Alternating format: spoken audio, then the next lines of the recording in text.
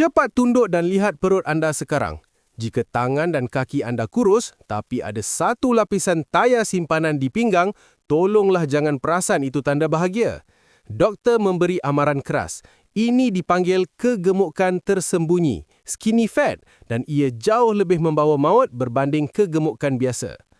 Gumpalan daging ini bukan lemak biasa-biasa. Ini adalah lemak visceral. Ia ibarat sebuah kilang racun biokimia yang beroperasi 24 jam tanpa henti, memuntahkan faktor keradangan ke seluruh badan. Hati, buah pinggang dan jantung anda sekarang sedang diperam di dalam jus beracun ini sehingga rosak dan mati. Betapa dahsyat akibatnya! Belum sampai umur 60, anda mungkin terpaksa cuci buah pinggang seumur hidup. Lebih menakutkan, racun radang ini akan menyerbu ke otak, menyebabkan otak anda mengecut, menjadi lembap dan nyanyuk. Anda sangka anda cuma pelupa? Sebenarnya, otak anda sedang hancur direndam minyak. Bagaimana nak selamatkan diri? Berjalan santai tak guna. Anda wajib buat senaman kardio yang membuatkan anda rasa nak putus nafas.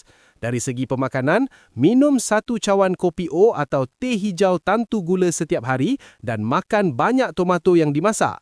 Tutup suis kilang radang dalam perut tu sekarang. Ingat, ukur lilit pinggang adalah jam randik nyawa anda. Lelaki tidak boleh lebih 90 cm, wanita tidak boleh lebih 80 cm. Pergilah ukur segera. Ikuti saya. Jom rungkai formula kehidupan.